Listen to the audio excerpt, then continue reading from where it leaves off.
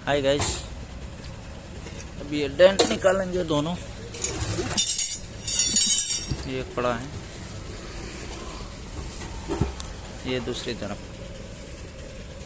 दोनों सही कर देंगे। ये रहे उनके पाने पकड़।